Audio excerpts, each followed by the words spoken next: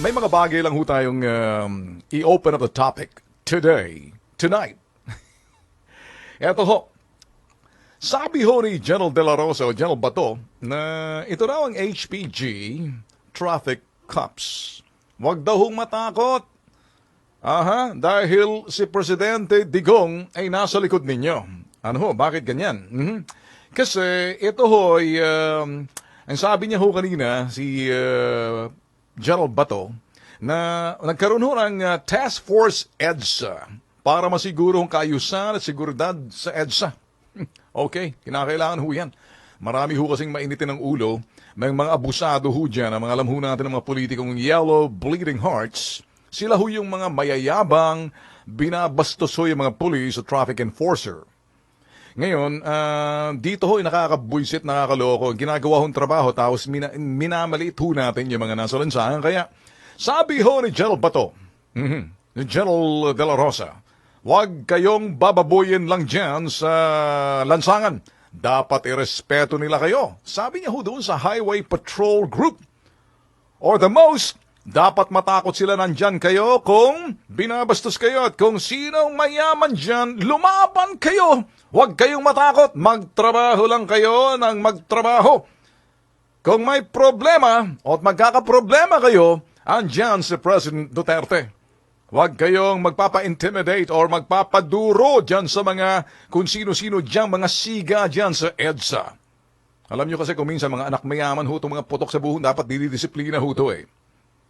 Marami ho mga anak ng mayaman, akala ho nila na marami silang pera, pwede na ho silang manggago kahit sino.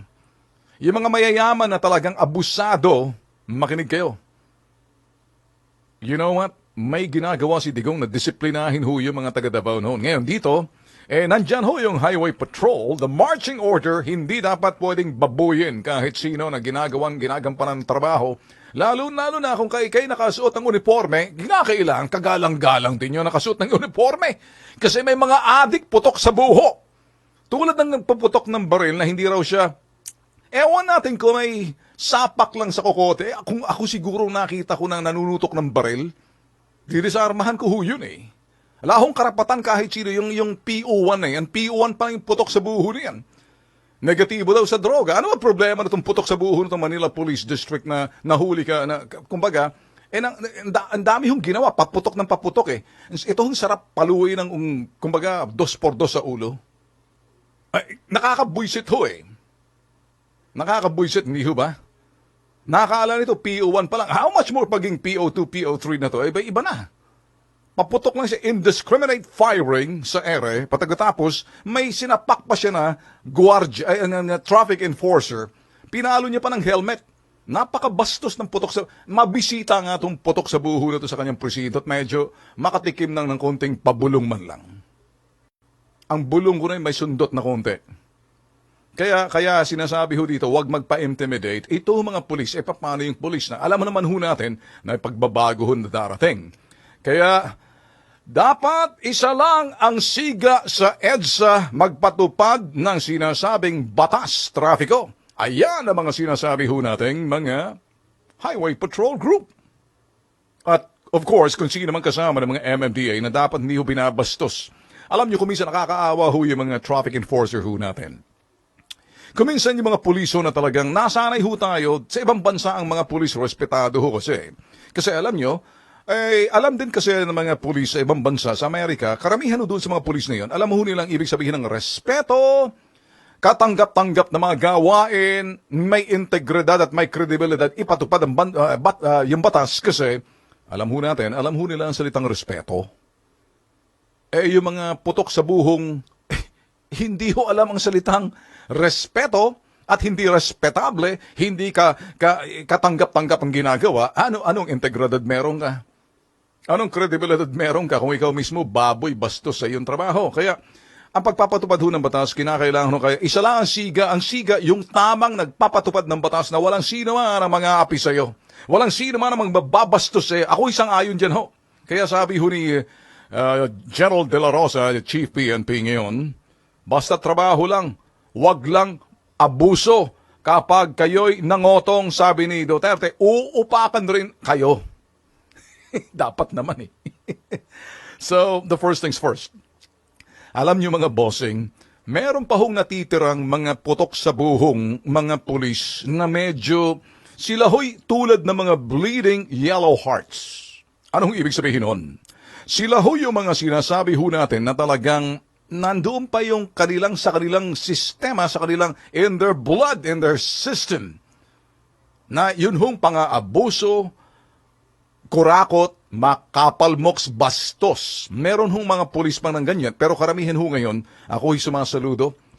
Pero it's natural. The hard thing to do is the habit that's hard to break. Kapag nakagisnan mo yung bastos ka, eh may warning ho si President Digong, huwag kang mang-abuso, huwag kayong mangotong.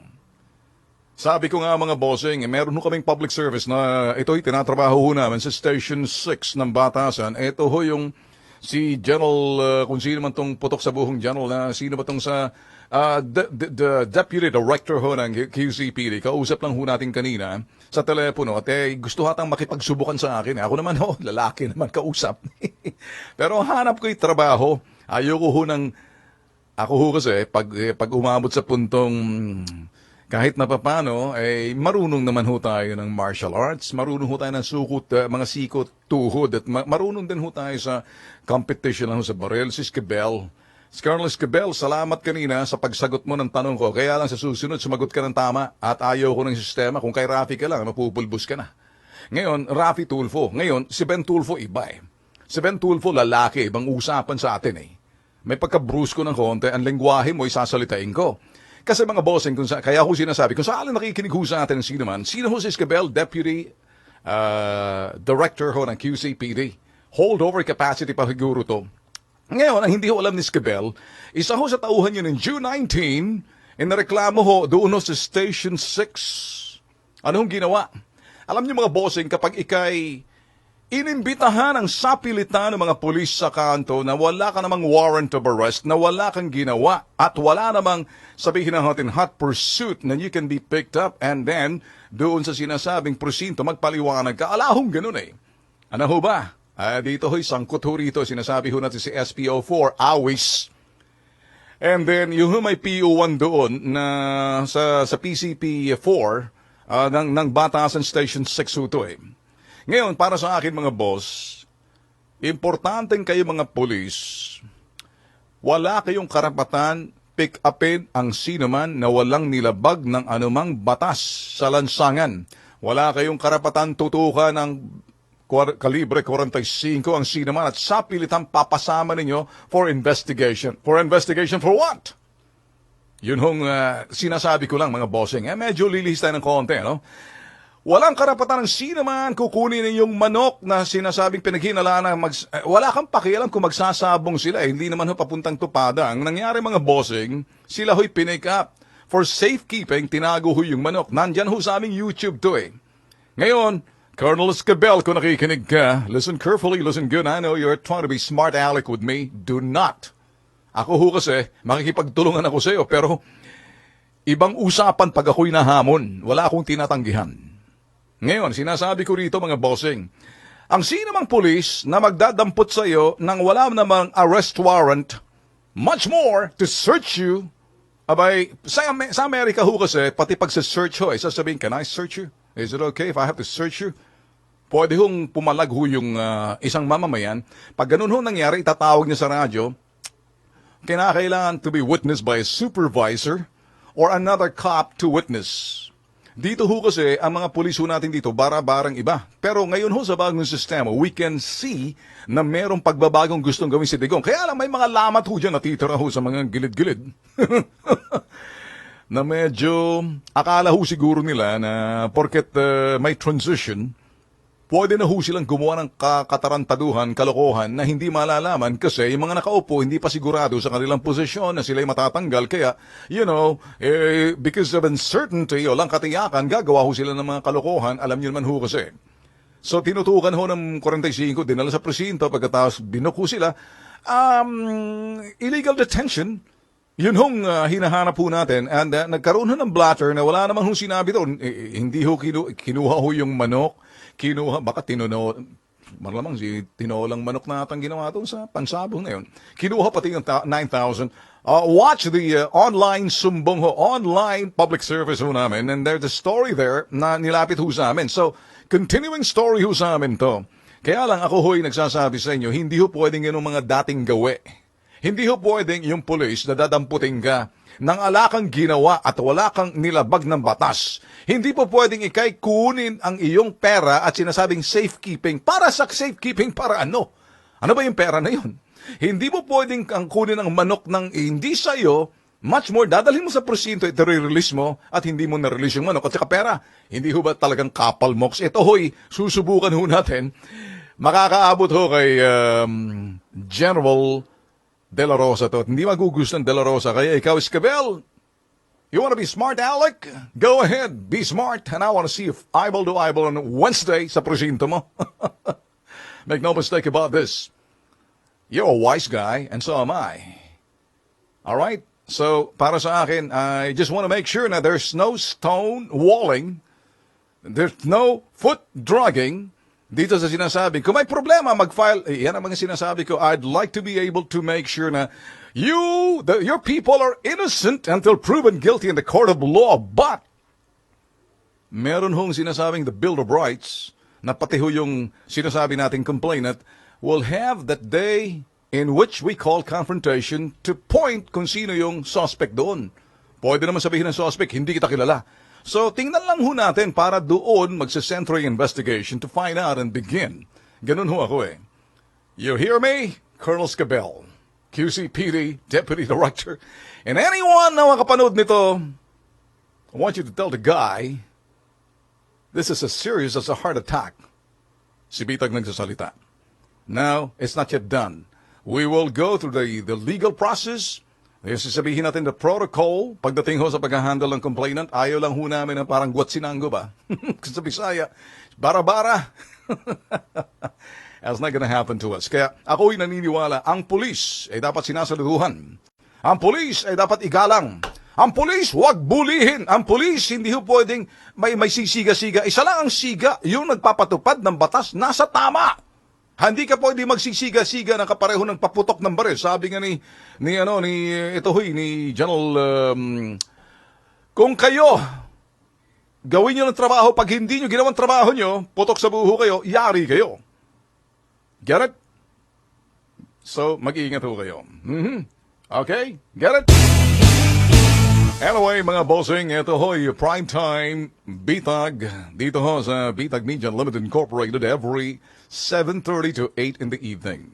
Kami ho'y medyo nag-start ng late ng konti because may mga ginagawa ho kami. So anyway, alam naman ho natin the numbers of those watching us live stream are minimal compared doon sa sinasabing susunod na ho pagdating ho sa restreaming, which we call, ito ho'y mga ina-upload na ho namin at your own time na napapanood nyo ho, ano?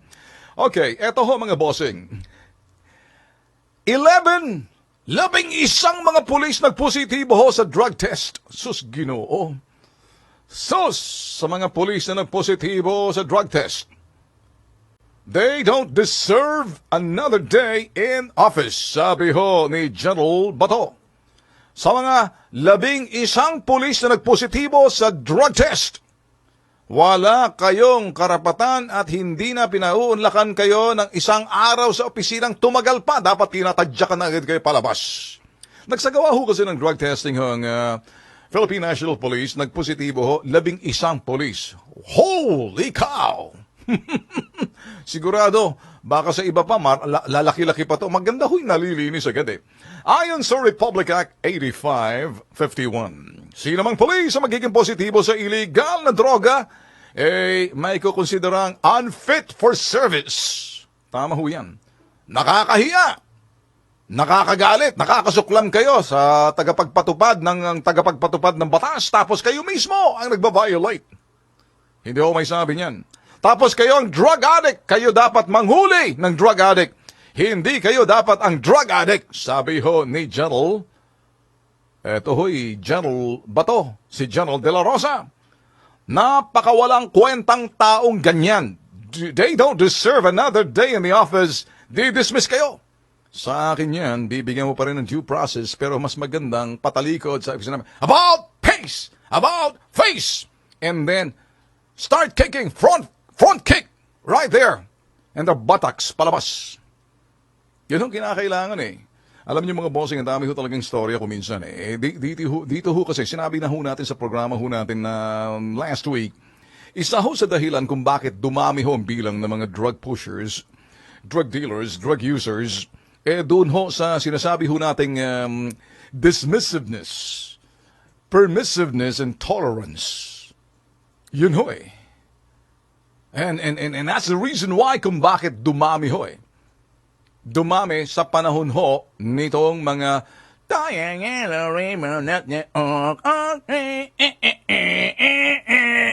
hindi ho ba pagkatapos si Digong at saka ni Pinoy, anong nangyari? Si Pinoy, Yellow Ribbon,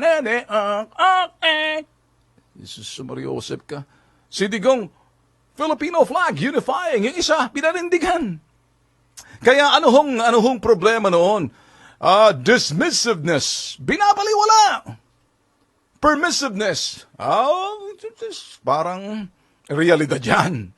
Tolerance, talagang mukhang mahabang mga PC ninyo. Kasi sinabi nga ho natin ni isang palabra na nanggaling sa bibig ni Pinoy na sinasabing sa kanyang mga sona na ang droga ay kung pagpadedeklara ng giyera kontra droga, wala ho eh. Kaya dumami rin ho bilang ho ng mga pulis na gumagamit. If you can, win them, join them. What's that, Doc? We cannot win the war. Sabi ni Bugs Bunny. So if you cannot beat them, join them. I think so, idiot. Kaya, ano nangyari? Police, matulis. Hindi lang dyan. Ayan hong mga sinasabi ho nating pulis na to, kinakailangan tinatadya ka na para wag mapahiya yung maraming matitino ngayon. Okay, naintindihan niyo ba? Alam niyo kasi, ang mga puliso talaga dapat binibigyan ho ng respeto. Doon sa mga kagalang-galang, mahal ho ang trabaho at hindi binabastardo dahil sila hindi mga putok sa buho. May mga pulis na napakawalang hiya, PO1 pa lang. Mga kung ano-ano dyan, katarantaduhan, kalokohan ang ginagawa. Kaya may bitag live ho. Ngayon, hindi ho natin sinasabi, sa bago na ho, change is here. And so we expect, paglilinis ho eh, the cleansing within the PNP ranks. Sabi nga ho na yung nasa itas, yung tatlong general na pinagin, ang kapal talaga ng mga mukha ng mga putok sa buho, talagang kapit to ko sa pwesto. Kinakailangan siguro talagang ipahiya pangalanan na to mga putok sa buho na to. Hindi pa rin nagre-resign. Kilala na kayo ng kauri ninyo eh. What's wrong with you? Kasi hanggat nandyan kayo, baka sabihin ng iba, yung ang pinakamatas, hindi nyo maalis-alis, ako pa kayo, maliit lang. Nakikita niyo ho ba? Pinaringgan na ni Gerald Bato, ang kakapal na mukha nyo. Hindi ba? Ang kakapal na mukha nyo. Saan kayo kumukuha ng tibay ng sikmura at laman loob ng kakapal na mukha nyo? Well, may mga tao talagang kapal. As in, makapal. Sobrang kapal. Kapal moks. Kapal yung parang kasing kapal ng goma ng truck na mabuti sana kung kapal vulcanize na atang kapal ng mukha nito mga putok sa buho na to eh. So anyway, 11 ho, nagpositibo. Way to go!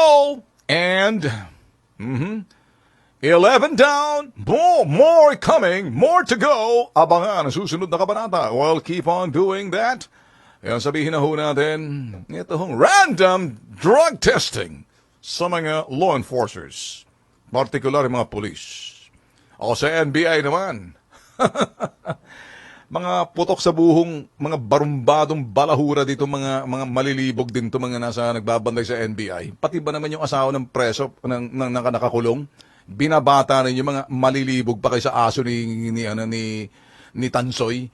Alam mo si Tansoy nung araw, yung si Tansoy, yung mga Chinese noon, na mga businessman, ang lalaki ng mga aso nila. Itong kwento way back, yun sa Palawan ho to. I was still in high school. Ang lalaki ho ng mga aso nila. Itim, German Shepherd, ang lilibog eh. Ultimo yung asong tawag dito, asong semento, abay, talagang, ewan, sumasampa. Parang ganun tong mga sa NBA na bantay salakay na malilibog pa sa aso ni Tansoy. Mga kapal mukha kayo. Yan, naparinggan tuloy kayo ng sinasabing bagong direktor ng NBI. Sige, hatawin mo pa, hepe. Way to go, way to go, way to go. FOI, Freedom of Information, sinasabi ho nating bill. Subalit itong bill na to, ito ho'y kinakailangan idaan ho sa Kongreso. Pero ngayon pa lang, prioridad daw ho ipapasa ho ni President Digong kahit na mag-issue muna siya ng sinasabi ho natin pansamantala executive order. Alam niyo mga bossing, kung kaya't ito hong sinasabi ho natin, ang mga putok sa buhong mga kongresistang kulay dilaw, sila ho yung mga sinasabi ho natin, ayaw ho nila, for whatever reasons, alam ho sila, meron ho silang conditionality, sabi ho natin kaninang umaga. Ano bang dahilan kung bakit ayaw? Ang dami ho kasi, the right to be heard, the right to blah, blah, blah, ang sinasabi ho ng mga putok sa buho. Sabi ho ni Abelia, ito hong secretary na to, and then he is the secretary of, and actually spokesperson ho to, si Abelia ng Malacanang. They said they are open to consultation with the stakeholders regarding an executive order which officials said is a fulfillment of Duterte's vow to promote transparency. Tama ho yan. And as far ho doon sa from Duterte's end, from President Digong's end, eto ho ginawa ho nila kasi yun ho sinasabing mandato ho ng almost 17 billion voters ang naglagay ho sa kanya. Kasi ho itong sinasabi nating FOI, divisive ho to Inaantay ho ng taong bayan pero itong mga putok sa buhong mangilan-ngilan lang, wala pang apat na daan ng mga kongresista, mga patay gutom, mga kapalmoks ng mga putok sa buho na to Pag hindi pa kayo, sana sumabog ng inyong bahay tayo na yan tapos bumulwak yung mga putok sa buho ninyo Ilabas niyo yan, purga nyo na hanggat hindi kayo pinupurga. Ako pampurga ninyo Pupurgahin ko kayo. Alam nyo bakit kung ayaw ho nila? Kasi ang dami ho nilang mga kondisyones Ano bang FOI? Gaano kahalagang FOI? Ang kahalagan ho ng FOI, Freedom of Information, ikaw ho'y isang ordinaryong mamamayan, pwede mong tanongin, bossing, magkano ho bang budget natin dito sa ganitong departamento? Yan ho'y pwedeng makita sa website, kaso hindi ho nilalagay Nilalagay ho na sa website, medyo pag weekend, pag linggo, walang tumitingin. Pagdating ng Lunes, tinatanggal. Yun ho yung sinasabing utak at mentalidad ho ng mga bleeding yellow hearts. Ngayon, kaya kung ano mang kadahilanan, ayaw ho nila ipasa yung eto hong FOI, eto hong sinabi ni Abelia, and I quote, in his words, he abhors secrecy and he desires transparency. Si Digong ho nagsasalita rito Na that's part of our working style and a part of this values that work ought to be done in a very transparent manner. Sabi ho ng spokesperson. Kaya mga bossing, kung si Digong lang pag ito'y talaga, gusto niya lahat klaro, above board, nakikita, walang tinatagong sekreto. Eto mga putok sa buhong mga kongresista na to, karamihan sila ngayon, naging pula sila. All of a sudden, yung dugo nila biglang naging pula. Dati ang dugo nila dilaw. Ngayon, dahil nalusaw ang ilan, karamihan sa kanila, nalulusaw ang kanilang bilang, ngayon siguro kayo mga dilaw na nandyan, dapat malaman ni Juan de la Cruz kung sino yung mga kumokontra at karamihan sa mga kumokontra, nasa partido na ngayon ni Digong. Kasama ni Pantaleon Alvarez, kaya kung sino-sino dyan, listen carefully. I know who you are. You better start your redemption. Make it up. Which means, ipasa nyo na. Kayong mga kyaw, mga libel, kung ano sinasabi ninyo. Hindi pa ba kompleto yung sinasabing kung minsan magpa-file kayo ng libel, gusto nyo pang the right of reply? Ang papangit na mga boses ninyo, papangit ang paliwanag ninyo Much more papangit ang mga mukha ninyo. Ang namamaga mukha ninyo pag nakakita kayo ng mikropono. Pag tinamaan ng ilaw, sus Ginoo, napupunding ilaw ng TV. Saan ka nakakita ang ganon? Namamaga, nagtatalsika ng laway, bumubulang inyong bibig pag nakita kayo ng mikropono. Mabuti sana kung kapareho ko sa akin, bumubulang bibig ko sa galit. Kasi sabi ko, ako yung purga ninyo You understand me? Kayo, Wala kayong ginawa, kundi kumontra lang at ayaw pa sa yung FOI. Kaya ano nangyari? Anong nangyari? Na ibinasura ang manok ninyo. Ngayon, eto, bakit ho mahalaga yung FOI? Eto ho, ano? Kasi malalaman ho ng mga mamamayan sa mga probinsya, rehiyon, munisipyo, kung saan man yan, para makita ho nila yung mga ipinasaho na mga proyekto, aktibidades at programa ng lokal na pamahalaan at para mapondohan. At pag napondohan sa itaas yan, malalaman agad nila, mababantayan, hindi ho dinidekwat, hindi ho binubulsa ng mga putok sa buhong mga politiko. Sino ba mga politiko na to? Mga congressman. Sino ba itong mga congressman na to? Itong ayaw magpasa ng FOI, ayaw nila ng Freedom of Information, yan ho, na ipasaho nila. Ngayon, kay President Digong, executive order yan. Kasi lahat ng mga departamento, mga budget na yan, nasa amin yan. Ngayon, lahat ng mga bagay na yan, dapat nakikita yan, ipapakita natin kay Juan de la Cruz. Ngayon, sa mga kongresista, gusto ho nila patago. Alam niyo bakit? Nahihiya kasi sila sa kanilang pinagagawa eh. Mga kapalmoks kasi. Am I a basher? No, I'm not. I bash those people na talagang ala talagang hiya. You get me? You deserve the bashing because it's true. I just don't bash anyone with no reasons at all. Nakikinig ho ba kayo hong mga 11 million Filipinos overseas, kalat ho sa ibang parte sa US, sa Canada, sa Switzerland, sa Greenland, sa Germany, sa Belgium, sa Russia, Australia, South Korea, Japan, the ASEAN countries, Singapore, Thailand, Indonesia, Malaysia. Sabihin na ho natin, pati ho Vietnam, pati Laos, and any other country, Brunei, and any other country na hindi ko, sakaling ho hindi nababanggit ho yung mga bansa na kung saan nandoon kayo, apologies because there's so many of you. Nakikita ho namin sa aming, sa aming YouTube ho, sa analytics ho eh. Nakikita rin ho namin, hindi lang ho dyan, nakikita rin ho namin, pati ho yung mga komento ho ninyo, binabasa ho namin. So what are we doing? We're analyzing for you, we're digesting. We're now trying to make it as simple as we can to give you the truth. Totohanan ho itong ginagawa ho natin eh. Kasi pag balita na ho yan, ano bang ibig sabihin ng FOI na yan? Ang FOI ho, mahalaga ho kasi. Karapatan ho ni Juan de la Cruz ang yung hong magkaroon ho ng sinasabing access at makita kung ano yung mga pondo. Maliban na lamang kung yan ho'y nakasalalay seguridad ho ng ating bansa. Kaya, importante ho sa isang gobyerno tulad ho ni Digong na sila ho'y talagang open. Alahong tinatago. Transparent kung tawagin. Ayaw ho ng liberal yan. Ngayon, nandito na mga putok sa buho na to rito. Hindi na ho dilaw ang kanilang dugo eh. Pula na. Ngayon, pula na. Okay. Baka maging dilaw uli yan. Mag-iingat lang kayo dyan. So, para sa akin mga bossing, gaano ho kalagang itong FOI? Napakahalaga. Alam niyo ho ba kung bakit? Eto. Kasi mga bossing, malalaman ho yung sinasabing estilo ho ng, ito ho, pagpasok ho ni Ben Diokno. Sa Department of Budget and Management, sabi ho ni Ben Diokno, sisilipin niya raw uli ang conditional cash transfer.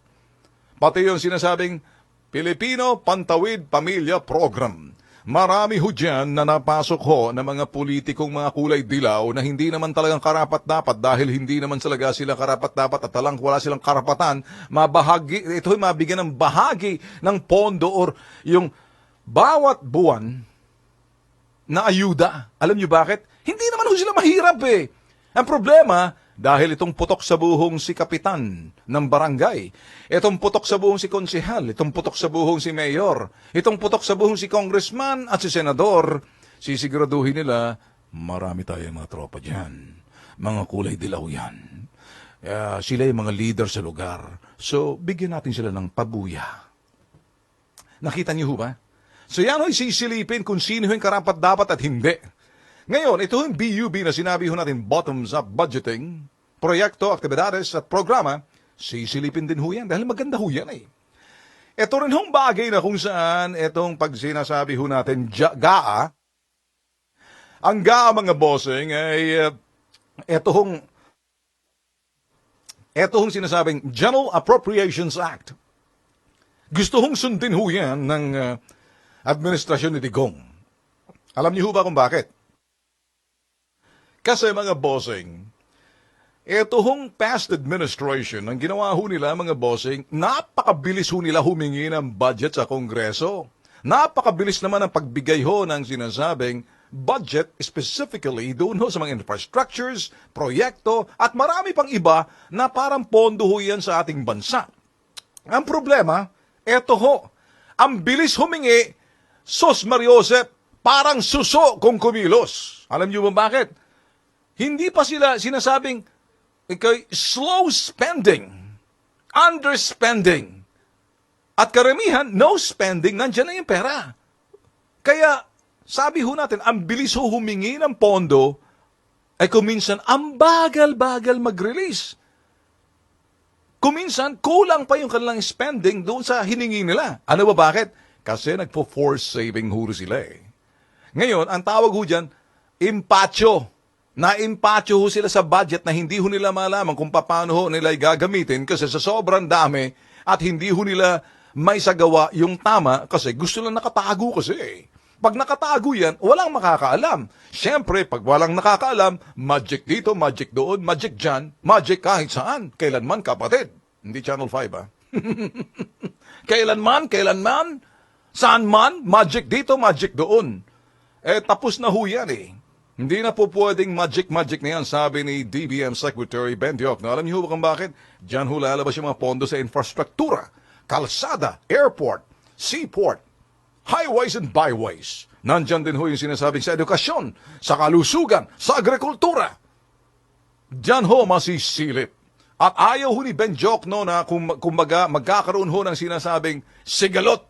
O di naman kaya, eto yung sinasabing gridlock na ayaw kumilos kasi inaantay ho nila kung paano nila babalasahin yung sinasabing budget kasi matatalino ho itong mga kulay dilaw. Ngayon, nabokya na kayo sa administrasyon ni Digong. Hindi pwedeng mangyari dyan because the marching order, infrastructure, seaport, airport, highways and byways, edukasyon, kalusugan. Hindi lang ho dyan mga bossing. Yung sinasabi ho nating agrikultura, yun hong irrigation. Lahat ho na pera dyan, hindi ho pwedeng matenga. Nandyan lang sa DBM. At that's not what Secretary Ben Diokno will do. He is gonna make sure na lahat ho yan liquidated properly at spent properly. Hindi ho yung nagbabagal-bagalan. Kasi naghahantay ng tiyempo. Pag hindi ka nakatingin, doon sila titira. Kaya nga ho gustong-gusto nila na wag maipasa yung freedom of information. Sino mga nasa likod? Sino pa? Kongresista, senador, mga matatakaw sa pondo. Ngayon ay expose na namin kayo, mga potok sa buho kayo. Magsiayos na nga kayo hanggat nandito ang Bitag Live Prime Time. Kayong mga nasa ibayong dagat, you will be in the know, FYI, sa lahat ng mga bagay na parang nandito lang kayo sa tabi namin na hindi kayo lumayo. At nakikita nyo ho yung mga bagay na hindi ho napag-uusapan sa balita dahil ang balita, kung minsan pati balita, ginagawa hong bleeding yellow hearts. Ang hinahanap ho nila, kung anong sulo, sinong pumunta sa sinasabing inauguration ni Lugaw, ni Lena Robredo. Sino ang pinuntahan? Ano na ngayon itsura ni Pinoy? Siya ba'y napapanot na o nakaupo na siya sa mga pamangkin niya? Ano na ngayon siya? Citizen na? Pakialam namin kung citizen ka na dyan. Lumayas ka na nga eh. Ay, bakit? Ay, yung sinasabi ng mga media, kasi pag hindi nyo kami, ikaw Digong, hindi ka nakapag-usap sa amin, sige ka, magsisisi ka, iba ng storya namin. Mas maganda ngayon eh, para maraming storya. Para nang sa ganun, hindi gutom sa istorya yung mga kababayan natin sa ibang bansa. 11 million of them, kalat sa buong mundo. Ngayon, kung sasabihin nyo, sige, pag nagtampo kami, ala kaming pakialam magtampo kayo, nandito lang Bitag Live. I will analyze, I will make sure that it's all the truth, I will make you discerning so that the people will start learning to say, nasaan yung sense of analysis ng mga balita na yan?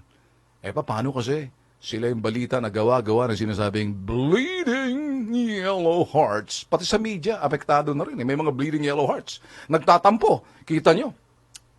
Pati nga raw doon sa pagbo-boycott ni Digong, abay, suppression of press freedom. F you! Bobo! I'm sorry, but kapatid namin sa hanap buhay, magkaiba lang siguro. You are a different species and so am I. I'm a different animal and so are you. You're a different human being and so am I. But I'm not gonna be a humanoid like you. Rest my case. See you tomorrow. Adios.